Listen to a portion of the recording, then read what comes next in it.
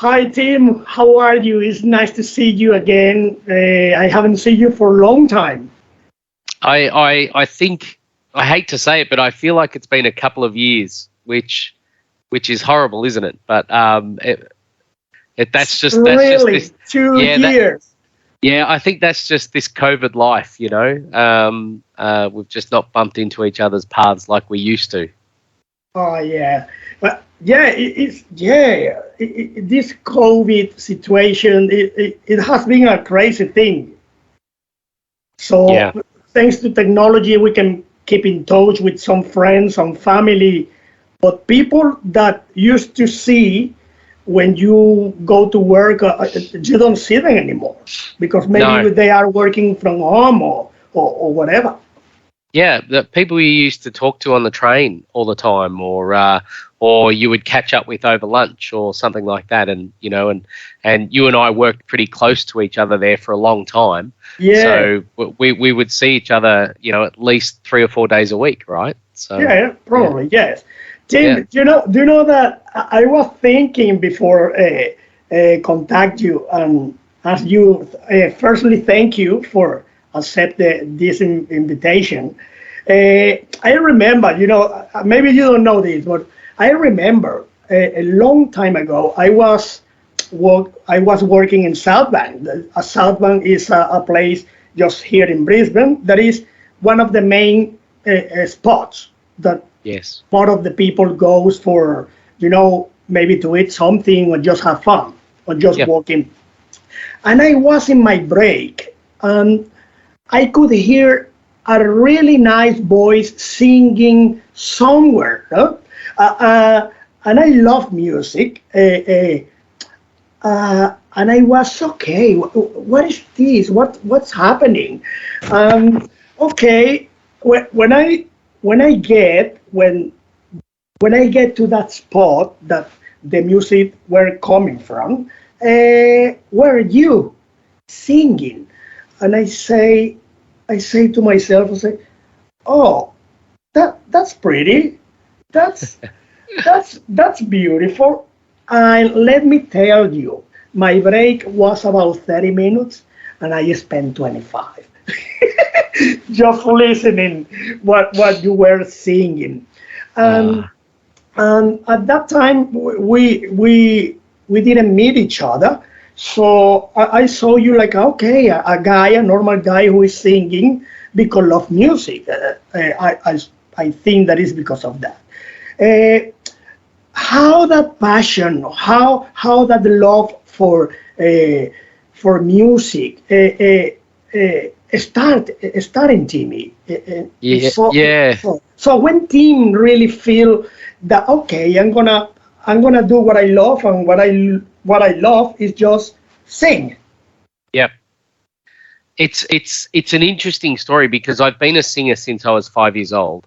Started singing lessons, and my sister and I both wanted to be in the performing arts from a young age, and we did a lot of competitions and musical theatre productions and school productions and things. And when I was 18 years of age, I I made the move from high school into university into a musical theatre course. And just before I was about to start that course, my life changed forever. And we can talk about that in a little bit. I won't ruin the surprise of that. Please, yes. But just in regards to my music, it's kind of taken me all over the world at times. And one of these occasions was it took me over to Canada. So I lived in Victoria, here in Australia, and my wife and I had the opportunity to go over to Canada, and I had the opportunity to audition with Cirque du Soleil in Montreal. And you know what? We applied for working holiday visas, and we packed up everything and we moved overseas to Canada. And it was an amazing experience. I didn't get the role. So it was a big move for us to make, to travel over the other side of the world based on, just an interview, an audition, really. So we found ourselves in Toronto, and as the world works and things, my wife actually found an amazing job for herself, something that was great for her career in child welfare. And so we based ourselves in Toronto, but I couldn't find any work because all I had ever known was singing and performing, but I didn't know anyone, right? I wasn't connected with any performing arts companies. So cutting a long story short, I was coming home from a job interview, which I didn't feel very confident about. And I was in the subway in Toronto, and I heard a gentleman on a saxophone in the subway busking. So just playing for money off the people that got on and off the train. And it was the most beautiful thing I ever heard. It was that same moment that you had walking past me, I suppose, where someone was so engaged with their performance in a completely random place where no one had paid to be there. No one was buying a ticket to a seat for a theatre or anything like that. They were just coming home from work, and then all of a sudden they were in front of someone playing the saxophone on a subway in the middle of Toronto, echoing through the tunnels. And I looked at that and I went, you know what? Like, I've got a voice. I've worked really hard on my voice, and I love singing, and I should just try busking because that's a different form of entertainment that I've never tried. So I bought myself a little speaker amplifier and got my iPod all sorted up with only 20 minutes of music, right? So I was not prepared at all to do the long yards. Then I took myself down to the waterfront at Toronto. And in the first 20 minutes, I made about $60 just by singing in this sort of busy thoroughfare on the waterfront. And my wife came past and said, "How you going?" And I said, "You know what, sweetheart, we'll never go hungry again," because I couldn't believe that I made $60 in about 20 minutes. So, I took my hat and we went and had a really nice lunch. And so whilst I was still a professional performer, some people think that busking is like the lowest form of performing, sometimes, that you just get a drum and bang it and hope that people pay you. No, but if you're a professional performer like I was, who was just a little bit out of luck with no work, but I still practiced my art and I still put on a good show and I learnt the craft, then it became an incredible experience for me. And so it brought me to South Bank in Brisbane when we moved back home to Australia. And I started busking at South Bank in 2012, 13, probably 13. And you know what? I was there probably Wednesday, Friday, Saturday, Sundays, at least 4 days a week. And I found my spot. And it was a beautiful little garden area. If you remember, it was just tucked away a bit, but it had a good thoroughfare. And it was one of those places where you could hear me before you could see me. And that was the interesting part, because people could enjoy my music before they actually got to me and realised that I was a busker. A lot of people thought that it was just music in the speakers or something, or pre-recorded. That's it. Yeah. That's it. And then the other thing that they probably weren't expecting, which I'm obviously happy to talk about, but they probably weren't expecting a gentleman with a high level disability in a wheelchair to be the one singing, because there's not many of me around that can do what I can do. And so people get taken aback by it a bit. And so I kind of had this, I suppose in the industry, you've got to have a gimmick. And I was different. I looked different, and I was probably an intrigue to people. But at the end of the day, I don't think people gave me money out of pity. I think they gave me money because they were entertained, and they liked what I did. So yes, I think that you start to talk about disabilities. Yes. I believe, in my opinion, that people that just they went close to you for a coin for whatever to talk, chat, just share time with you. It was not because, oh, it's a guy with disability. It's definitely because you are very talented. As I told you since the beginning, I didn't see you, but I could hear what was happening. That moved me. That moved me to go there, and I saw you. And there we start to talk. I don't remember because it was a long time ago. We start to talk, but you know what?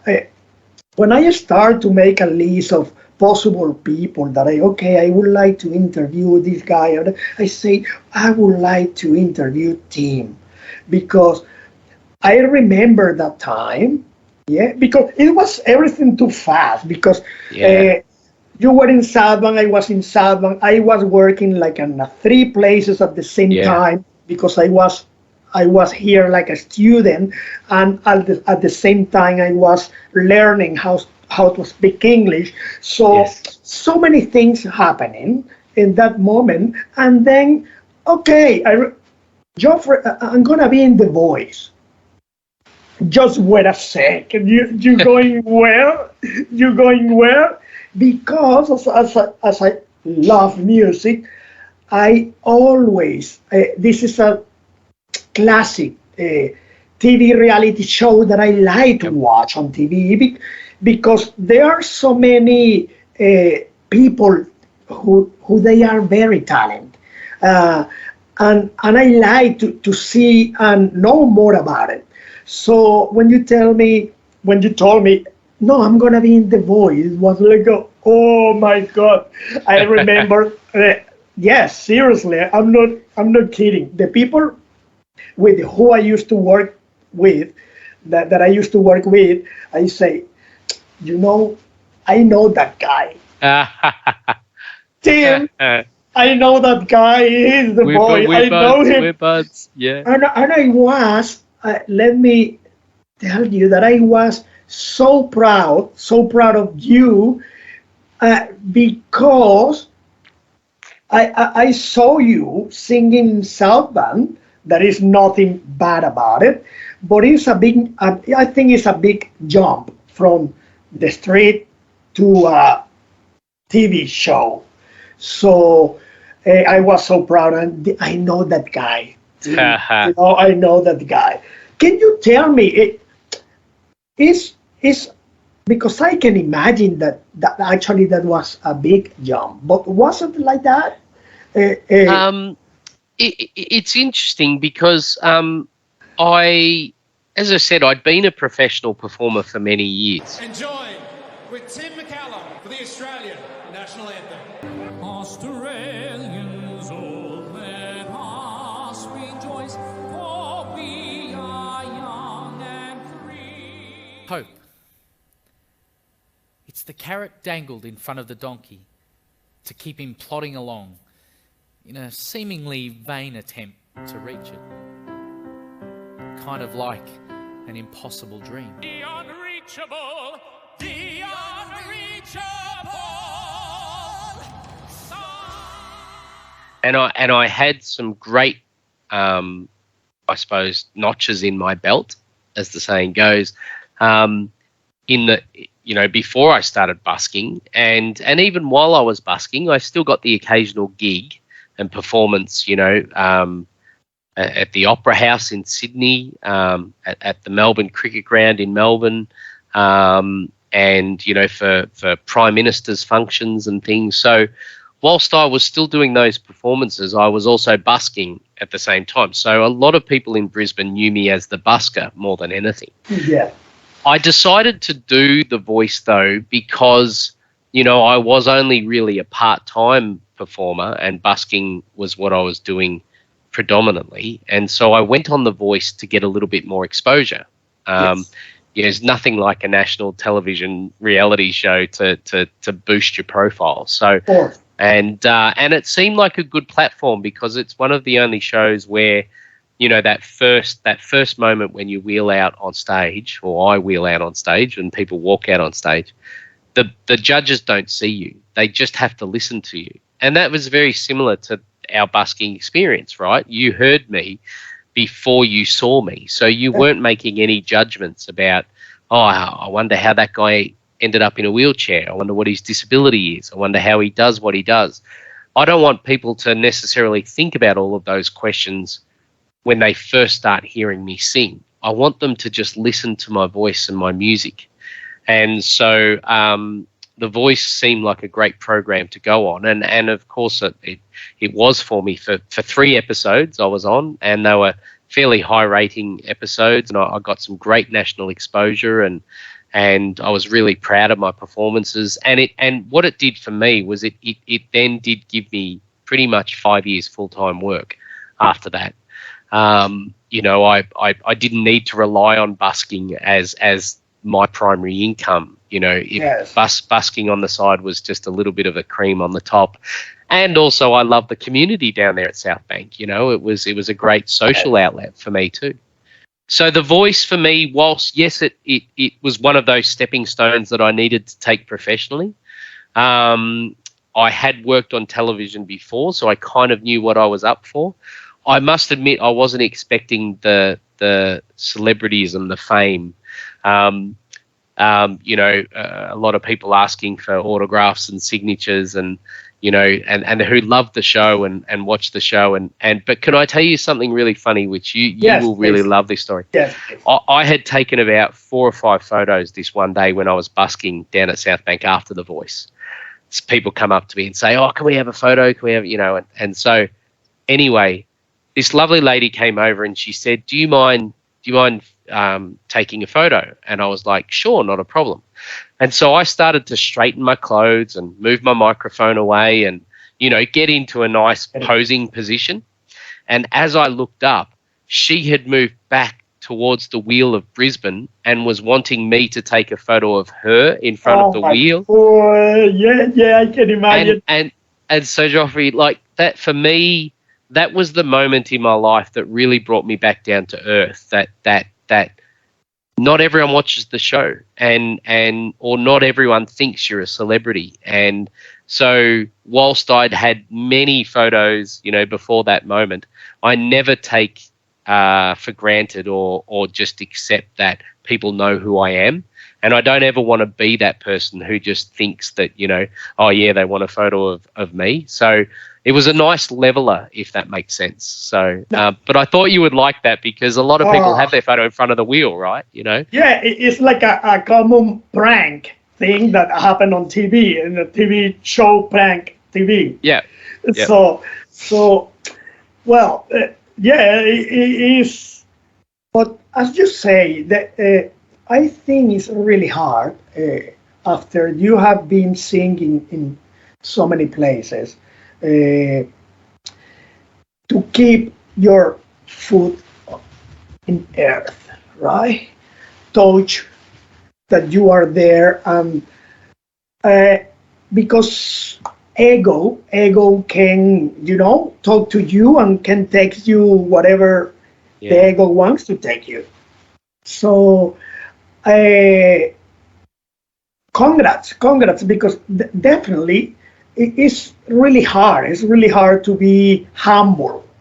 Be humble is really hard. I can imagine that when people start to ask you for photos, there is something that inside your mind say, "Oh, what is happening?" And it's because definitely The Voice is a huge platform. It is a huge platform. So someone who can go to The Voice and people can watch this person in The Voice is like he's famous straight away. In your case, when I decide again, okay, let's talk to Tim. Let me see how it's Tim. It was not because Tim was in The Voice. It was because I can tell you that what I feel about Tim is like he's a really nice guy and a really good dude to talk with. I remember you was when you were singing Southbound, always you were really kind. You are a really kind person. You are very talkative. You are not shy to show. I don't know if I'm wrong, but I feel that it's kind of love. Because I think that that's what you're showing when you sing. You are sharing the love, man. And when you talk to someone, and when you spend 3 minutes talking to someone or chatting with someone about any topic, in some way you are listening and he is listening, and you are sharing the love. It's when the magic happens, I do. I really believe that, it's when you're out in the public, and I'm an extrovert, so I just love talking to people anyway. I'm a social butterfly, but I truly believe that, like, how can you make someone's day better? And I've always kind of felt a little bit like that when I'm out in public, and whether that's Tim the performer, or Tim the friend, or Tim the husband or father, it's like what can you do for somebody else that day that makes their life a bit happier or a bit easier, and so I've been very blessed with, a loving family and friends that have taught me about manners and etiquette, but more importantly, how to love people. And I'm just very blessed that through my love of music, I'm able to bring great stories to life by singing those songs. Yes. And hopefully in doing so, brightening up people's day by sharing their favorite song or singing a song of inspiration or hope or something. And that's what I just went out and tried to do every day. Yeah, I don't know if you think the same. I believe that music is like a type of medicine that goes to your soul and makes you feel just happy. It is a kind of medicine, definitely. Music, Yeah. any music, rock music, classic music, reggae music, but music is that medicine that can go everywhere and can make definitely changes in people. And more in these times, Tim, I don't know what you think about it. COVID, man. We are living in something that we you don't know what's going to happen tomorrow. It's like a kind of a scary thing. Yeah. And when you watch the news, I don't try to watch the news every day, to be honest, just to know what is happening. But of course, you can see like, okay, mental illness is high, is very high, and you say, oh, okay. And you can see in people, I don't know if that happened to you, when you go to somewhere, or when you talk to someone, or when you are talking with your co-workers, or you can feel that mental illness is in there, depression is in there. It's a huge thing, man. Yeah. It's huge. I believe that depression before was like a big thing. Don't talk about depression, but now it's like a kind of normal thing. What do you think? Do you have any experience? Do you know?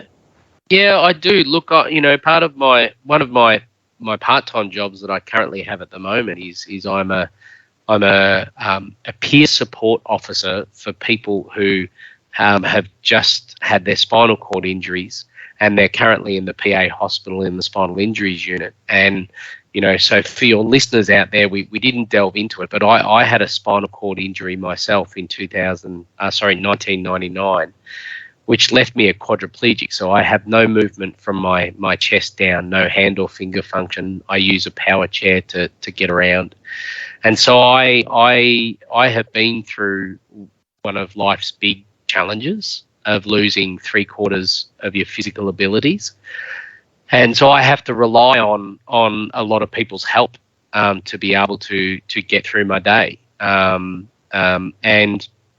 And one thing that I really wanted to do was I wanted to be able to share my lived experience and to be able to help other people who are going through what I have been through, to help them realize that there is life on the other side of a spinal cord injury.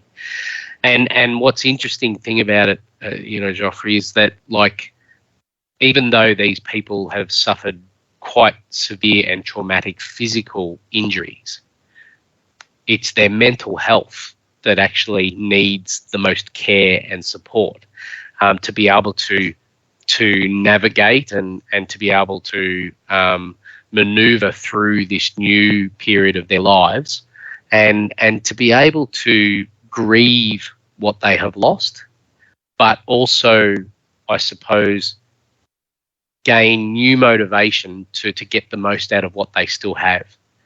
And I remember going through that myself 23 years ago, and the support that I received.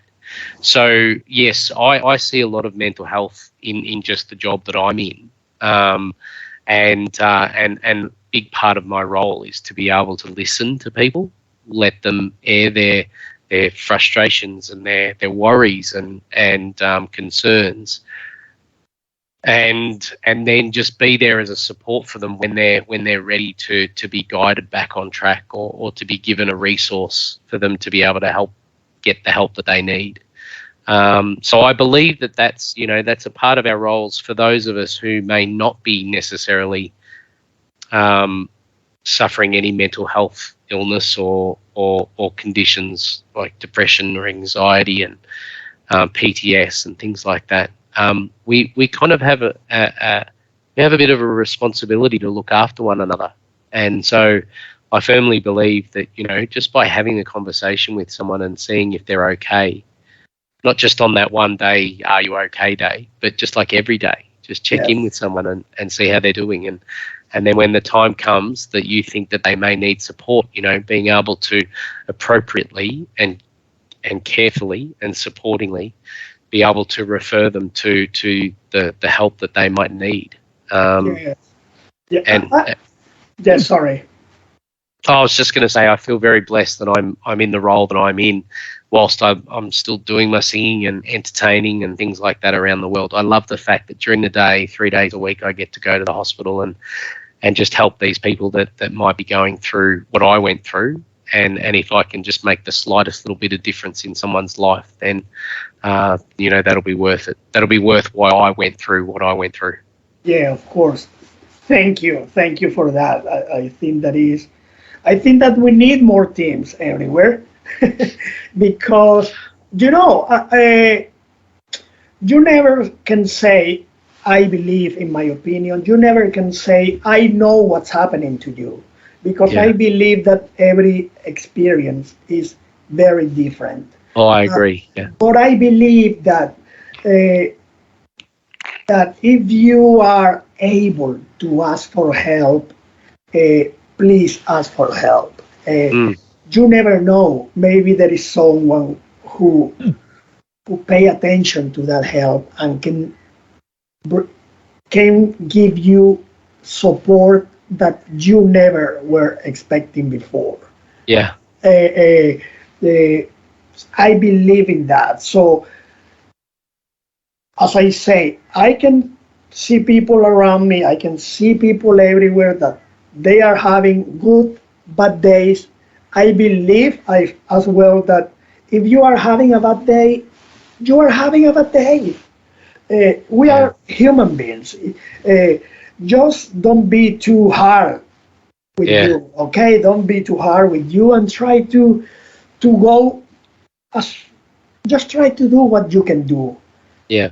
And remember, like, you're never in this alone. You've always got someone or a belief, something, that will walk with you, beside you.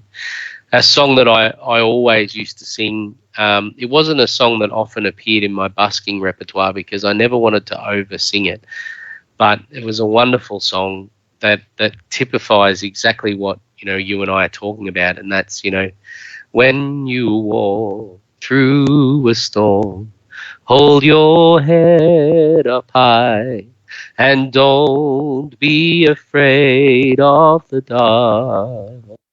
Walk on through the wind, walk on through the rain, and you'll never walk alone. You'll never walk alone. Yeah, it's a beautiful song. Yeah, it is. It is a beautiful song, and yeah, you never walk alone. There is always somewhere that is happy to help. Yeah. Yeah, just that, happy to help. I was thinking, okay, let me see because when you talk to that people, you feel scared to tell them something, right?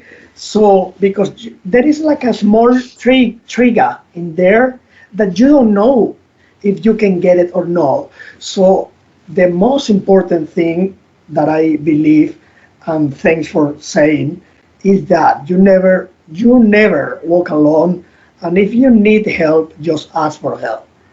Yep. There is someone that is gonna be very, very happy and is also ready to help you. Yep. Tim, I have to tell you that this time was beautiful for me. Thanks a lot. I knew Tim, but I knew Tim that I used to see singing in South Bank. But definitely, I got the Tim that I was expecting. Again, a really good dude, a really nice guy, a beautiful human being. Thanks for be kind. Thanks for share the love. As the Beatles say, I remember always that song comes to my mind. All we need is love. All we need is love. All we need is love. And Yep. Tim, I think that's what we need. Love. Yeah. Love. The thing that sometimes people can get shy to share love because, okay, this is, weird, but love is love, and if you are able to give love, that's what you're gonna get back. Yeah. So don't be afraid to share love. If you want, and if you need, that if you feel the necessity to give love, don't be shy. Just share the love, and from that point, I'm pretty sure everything that is coming is gonna be beautiful, man. Beautiful. Everything beautiful comes from love, my man. Well, it's been Tim, great talking to you. I just want to say, thank you for all your support over the years. You've always, all our times down at South Bank, you've always been a lovely smiley face every time you walk past, and you've always never been too much of in a rush or something to not give me a hand or help me with the things that I needed help with down there. But more importantly, it was your friendship. I loved stopping by and talking and chewing the fat, and we had a great time down there in South Bank. And I've no doubt we'll bump into each other again down there. But hopefully, it's not as long as 2 years like last time, my friend. I know. Well, enjoy the rest of the day, and thanks Thank for you. this time. Okay. My pleasure, mate. Venezuelan in Oceania.